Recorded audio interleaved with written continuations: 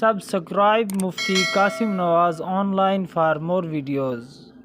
बिस्मिल्लाहिर्रहमानिर्रहीम। अस्सलामु अलैकुम वरहमतुल्लाहि वबरकातुहू।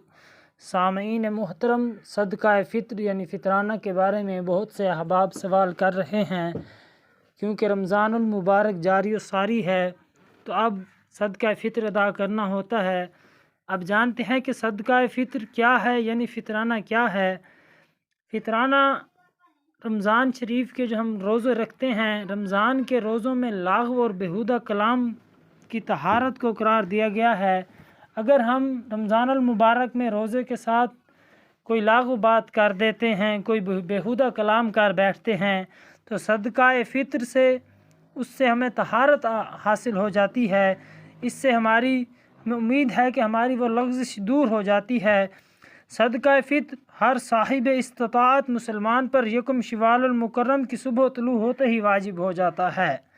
और अब जानते हैं कि सामीन मोहतरम 2024 में सदका फ़ित्र की रकम क्या है, रकम के एतबार से हमें कितना अदा करना चाहिए, सदका फ़ित्र की रकम कितनी बनती है, सदका फ़ित्र किन लोगों पर वाजिब है, सदका फ़ित्र की शरई मिक़दार क्या है, सदका फ़ित्र किस वक्त देना अफजल है, सदका फ़ित्र किन लोगों को देना जायज़ है, और फिर इसी तरह से जिन लोगों ने रोज़े नहीं रखे या फिर नमाज तरावी नहीं पढ़ी तो क्या वो भी सदका फ़ित्र अदा करेंगे, क्या सदका फ़ित्र उन पर भी लाजिम है।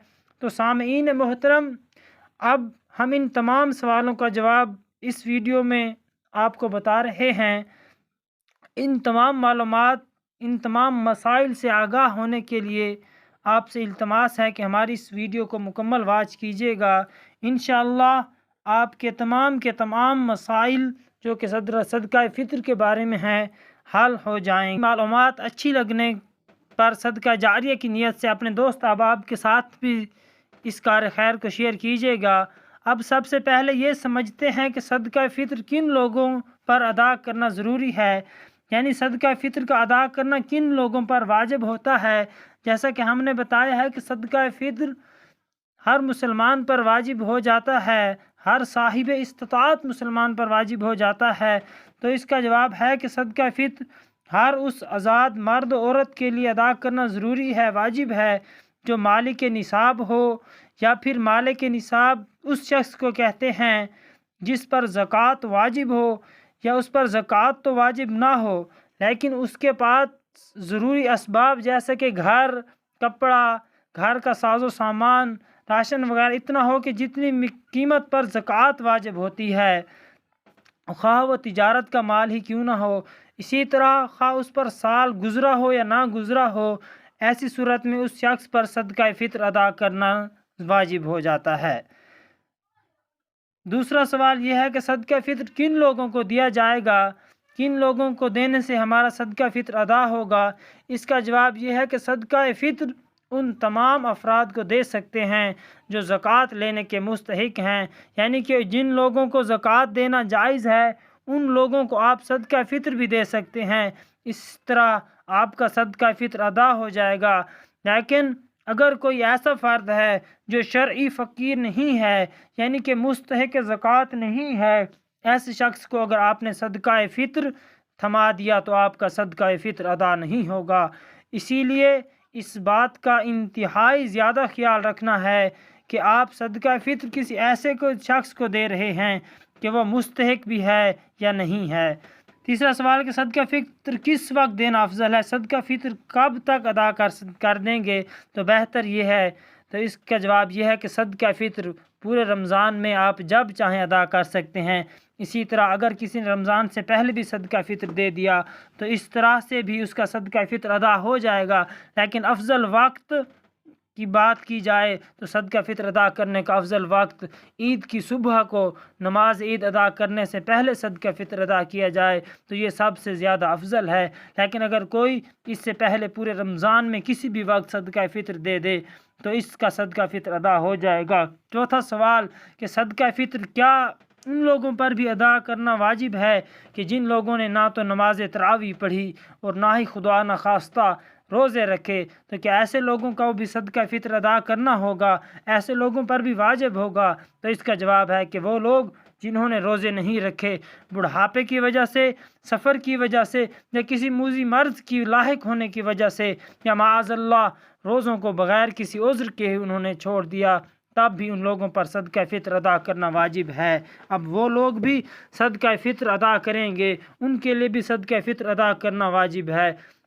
یہ چند ایک وہ سوالات اور مسائل تھے کہ صدقہ فطر کے کن لوگوں پر واجب ہے، پھر صدقہ فطر کن کو ادا کیا جائے گا، کن کو دیا جائے گا۔ اب جانیے کہ صدقہ فطر کی شرعی مقدار کیا ہے۔ تو اس حوالے سے یہ ہے کہ صدقہ فطر کی جو شرعی مقدار ہے، گندم یا اس کا آٹا، یہ جو ہیں یہ نصف صاع ہوں گے، یعنی اگر ان کو کلو کے اعتبار سے وضاحت کریں تو نصف صاع جو ہے 1 کلو 900 گرام 920 گرام کا بنتا ہے۔ احتیاطاً اندازے کے مطابق، محتاط اندازے کے مطابق احتیاطاً یہ 2 کلو بن جائے گا، لہٰذا گندم یا اس کا آٹا 2 کلو بنتا ہے۔ اسی طرح اگر آپ چاہیں کشمش، کھجور یا جو کے سے بھی صدقہ فطر ادا کرنا چاہیں تو یہ 1 پورا صاع ہوگا، اور اس کی کلو کے اعتبار سے اس کی مقدار تقریباً 4 کلو بنتی ہے محتاط اندازے کے مطابق۔ اگر کوئی بندہ کھجور، کشمش یا جو صدقہ فطر نکالنا چاہتا ہے تو وہ ان کی 4 کلو کے حساب لگائے گا۔ اب اس میں ایک چیز یہ بھی سمجھ لیجئے کہ ابھی ہم آپ کو بتا رہے ہیں کہ رقم کے اعتبار سے اب پاکستان میں کتنا صدقہ فطر ادا کریں گے۔ اسی طرح ایک بہت ہی اہم مسئلہ یہ ہے کہ جو ہمارے پاکستانی بھائی آؤٹ آف کنٹری رہتے ہیں، بیرون ملک رہتے ہیں، اور وہ ہماری ویڈیوز کو سنتے ہیں، وہ صدقہ فطر کیسے ادا کریں گے؟ پہل تو آپ صدقہ فطر برائے پاکستان سن لیجئے۔ صدقہ فطر برائے پاکستان رمضان المبارک 1445 ہجری پر مطابق 2024 دارالفتاح جامعۃ النعیمیہ کا چارٹ آپ کے سامنے ہے، جو کہ حضرت علامہ مولانا مفتی منیب الرحمن صاحب کی زیر نگرانی تیار ہوا ہے۔ اور دوسرا چارٹ آپ کے سامنے دارالمحمدیہ غوثیہ بھیرا شریف کا ہے، دارالفتاح بھیرا شریف کا بھی ہے۔ اس کے مطابق اگر گندم یا آٹے کی مقدار سے آپ صدقہ فطر ادا کرنا چاہیں تو یہ 300 روپے ایک صدقہ فطر بنتا ہے۔ اسی طرح جو 600 روپے ایک صدقہ فطر، کھجور 2400 روپے، اور ایک صدقہ فطر کشمش 44,400 روپے بنتا ہے۔ یہ چارٹ آپ کو ابھی نظر بھی آ رہا ہوگا۔ تو اس اعتبار سے اگر آپ پاکستان میں ہیں تو یہ صدقہ فطر جنس کے اعتبار سے آپ کو بتا دیا ہے، رقم کے اعتبار سے بھی محتاط اندازے کے مطابق آپ کو بتا دیا ہے۔ اسی طرح جو ہمارے پاکستانی بھائی آؤٹ آف کنٹری رہتے ہیں وہ صدقہ فطر کیسے ادا کریں گے؟ تو اس حوالے سے حکم یہ ہے کہ جو ہم نے جنسوں کی شرعی مقدار بتائی ہے کہ گندم، جو، کھجور، کشمش، ان چیزوں کی جو قیمتیں وہاں پر ہوں گی، مطلب 4 کلو کھجور، 4 کلو کشمش، 4 کلو جو یا 2 کلو گندم یا آٹا کی قیمت جس ملک میں آپ رہ رہے ہیں وہاں پر ان کی جو قیمتیں بنتی ہیں، اسی اعتبار سے آپ صدقہ فطر ادا کریں گے۔ اسی طرح جو ہمارے پاکستانی بیرون ملک رہ رہے ہیں لیکن وہ اپنا صدقہ فطر پاکستان میں اپنے رشتہ دار عزیزوں کو بھیجنا چاہتے ہیں، جو کہ صدقہ فطر کے اہل بھی ہیں، حقدار بھی ہیں، تو پھر وہ بھیجنے والے جس ملک میں رہتے ہیں اس اعتبار سے صدقہ فطر کی جتنی ان کی رقم بنتی ہے وہی وہ پاکستان میں اپنے رشتہ داروں کو بھیجیں گے۔ یاد رکھیے، باہر ملک میں رہنے والے اپنا صدقہ فطر پاکستانی قیمتوں کے اعتبار سے ادا نہیں کر سکتے، بلکہ جہاں پر وہ رہ رہے ہیں اسی ملک کی قیمتوں کے اعتبار سے صدقہ فطر کی رقم اپنے کسی عزیز رشتہ دار کو جو کہ حقدار ہے اس کو پاکستان بھیج سکتے ہیں۔ تو لہٰذا صدقہ فطر رمضان المبارک 2024 ضرور ادا کیجئے۔ امید ہے بات سمجھ آ گئی ہوگی۔ اگر اس حوالے سے ابھی بھی کوئی سوال باقی ہے تو کمنٹ کیجئے، انشاءاللہ عز و جل آپ کو سوال کا جواب ضرور دیا جائے گا۔ اللہ تعالی ہم سب کو عمل کرنے کی توفیق عطا فرمائے۔ اللہ تعالی آپ سب کا حامی و ناصر ہو، آمین۔ Subscribe Mufti Qasim Nawaz on line for more videos.